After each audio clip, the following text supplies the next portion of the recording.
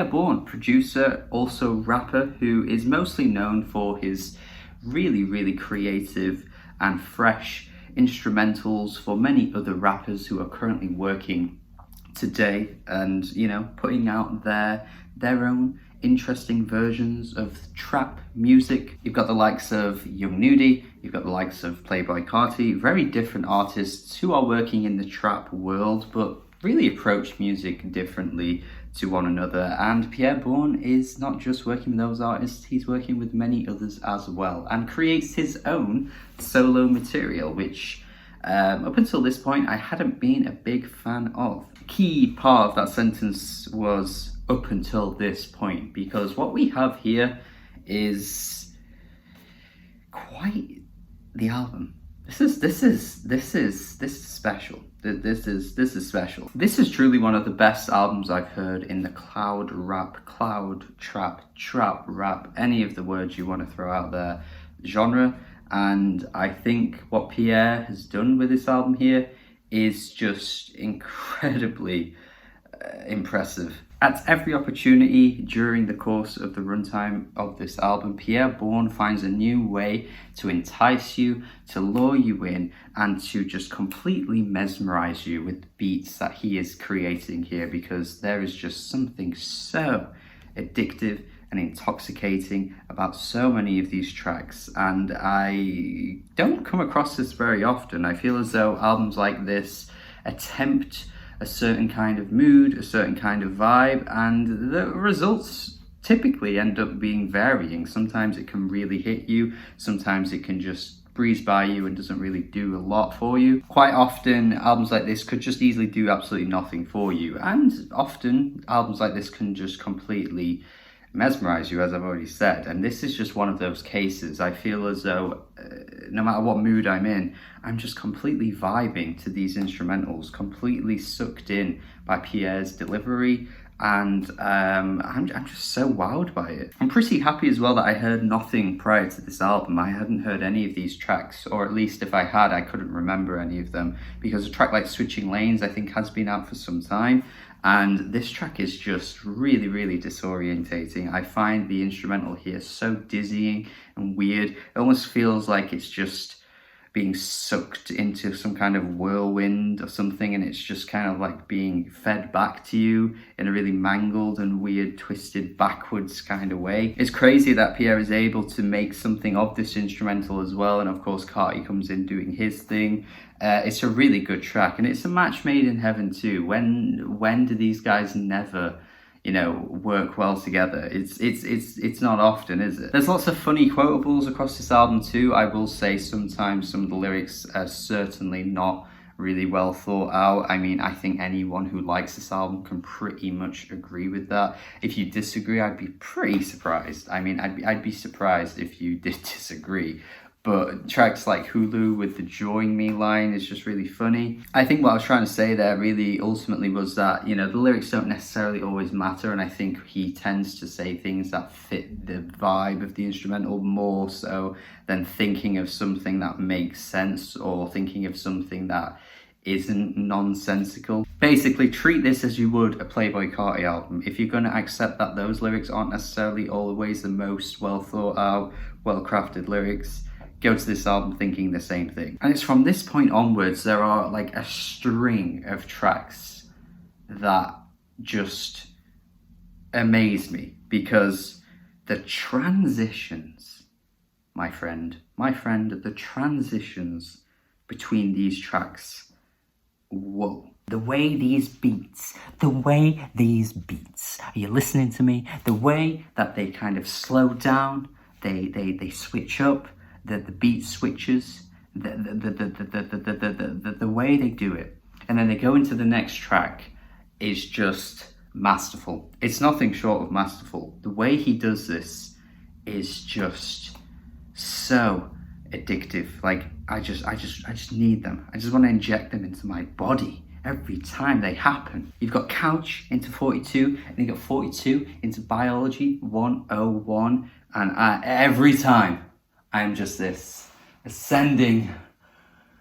I never heard transitions like this And if there are ones out there that are better and you think these aren't that good, I need you in the comments telling me where exactly they are, because genuinely these are some of the most masterful transitions I think I've ever heard. They're so effective. They sound so good as well. That's the important thing. If they were just transitions that were, you know, cool, but it doesn't sound that great, I probably wouldn't be, you know, going on and on and on and on and on and on about this as much as I am. But they just sound so good. I don't know how he came up with them or how he put them together like he does. They're so special, and whenever music gets me feeling like that, I'm never going to forget it. I'm never going to forget it. And I hope these don't, you know, grow off me in years to come. I really hope there isn't a point in the future where I'm, you know, getting bored of them or anything like that, because at this point in time, they're just so wonderful. Who says trap music or cloud rap music can't be beautiful?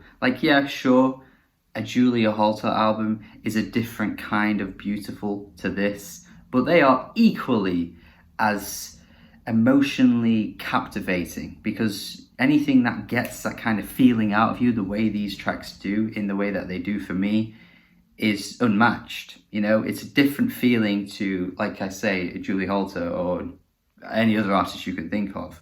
They're different, but they give off that same amazing feeling. 42 is definitely one of my favorite tracks, even without that transition, by the way, because the melody here is amazing. I think his vocals are like the sweetest here in comparison to like the whole album. I think he really nails his delivery. He sounds really, really good. I mentioned the lyrics already, not really mattering. I think Biology 101 is definitely one of the worst cases for it though, because some of the things he's saying just make no sense, especially on the hook. But it's kind of fun. It's goofy and silly in like a little yachty way. And I think if you can get past that silliness with some of these lines, you can at least appreciate that it's just a bit of fun. YNS feels probably the most like Playboi Carti inspired track. I know they work together regularly, so I do wonder if he took some inspiration here on this particular track, because the ad-libs really feel like something you'd find on Die Lit, for example. Just as kind of like fun, really catchy, memorable ad-libs that Playboi Carti throws in are thrown in at the start of the track here, which I really enjoy. I think the way the instrumental descends at the end, it's once again an amazing transition into the next track, Sauce Boy 2.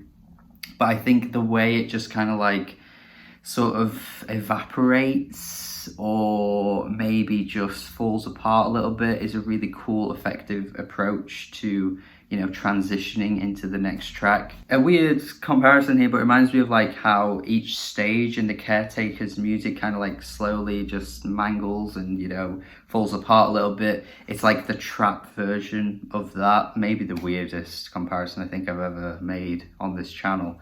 Hopefully you get what I mean. Sauce Boy 2 has another catchy, memorable, fun refrain. It does have a feature from Lil Uzi Vert. Not the biggest fan of Uzi. I still, to this day, am not the biggest fan of that guy.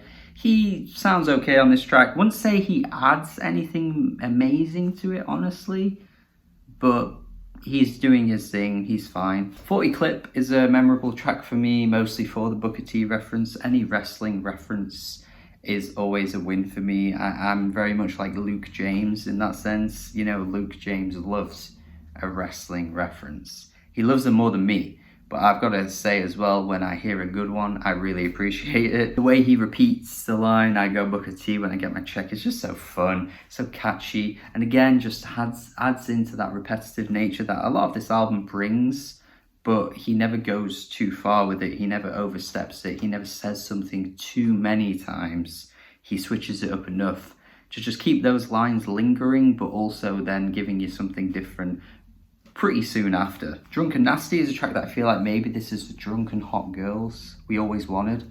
Just think of like, you know, 2007, Kanye making Drunken Hot Girls. If he just made this song, maybe Drunken Hot Girls wouldn't be considered one of his worst. Who knows? I will say that Amen isn't as distinct as some of the other ones. It's one of my least favorites here just because I don't think it stands out in ways that some of the other tracks manage to achieve. But I don't mind so much because the lovely transition into Groceries is once again another moment here that just keeps me so engaged, and this one feels very intergalactic and spacey somehow. This to me is certainly one of the most mind-bending transitions, I think, because again, some of these transitions are some of the best musical moments I've heard in so long, and I'm amazed when they pop up and just sound as good as they do. And like I say, this one just feels so like futuristic in the weirdest way. And then you've got Butterfly coming again towards the end of the album, which honestly is just such classic cloud rap stuff. This to me reminds me so much of the artist Friend Zone, who I've mentioned on this channel before, definitely one of the best artists in the cloud rap world. I do believe one of the members did pass away, which is why we never heard any more music from them past 2012. But my God, listen to Collection 1 if you never have, because this instrumental just feels like it's so of that era and it sounds so good. Just the absolute psychedelic nature of this one is to behold. Absolutely just completely intoxicating. And I feel like I've thrown that word around a few times in this review, and I think a lot of critics do overuse that word, but I don't think I use it as much as many others do, because I only use it when it really matters, and this right here is intoxicating. For You is the final track, definitely a good way to close things out. Just another catchy little tune here. Feels a bit more like in the trap vein. You've got Pierre giving us more of like the higher notes in his voice compared to some of the other tracks. Not as, you know, psychedelic or as intoxicating as many of the other moments here, but I still feel as though it's a good way to close it out, and it's just a good little trap track. I'm floored by this album though, I really am. Like, I did not think I'd like it as much as I do. And I think coming into this review, some people who watch my channel would probably be surprised that I like it as much as I do. I don't tend to rave about this kind of music as much as I do other genres. So some of you probably would consider this one of the most surprising reviews I've given all year. And that's okay with me. I like to be full of surprises. I don't like to be a predictable critic who, you know, when you come into my videos, you know exactly what I'm gonna like every review. Maybe you do think that most reviews, but hopefully there's a curveball every now and then. And this, I think, will be a curveball for many people. So I'm gonna be honest here and give you guys a score that, again, will probably shock people, but this album is just so addictive that I can't possibly give it anything else. This, to me, is a 9 out of 10. This is a 9 out of 10 album and is so far the best album I've heard all year. And I think many people will be shocked by that, but that's how I feel. That's how I feel. This is amazing to me. I think the sampling, the instrumentals that Pierre puts together are some of the best in this genre. I think his vocal performances are very memorable, very catchy, very fun, which is the most important thing, really. Yeah, I just can't go any lower than that, because this album, every time I put it on, is just absolutely stellar, and I love it. I friggin' love it. It has its flaws, which I pointed out throughout the review.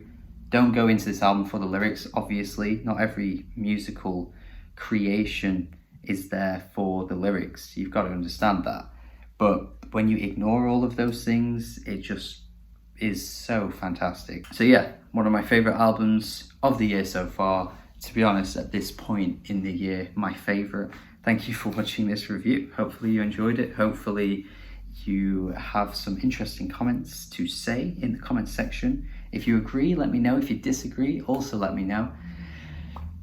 Tell me what I should review next. Subscribe if you have not already, and goodbye. Goodbye.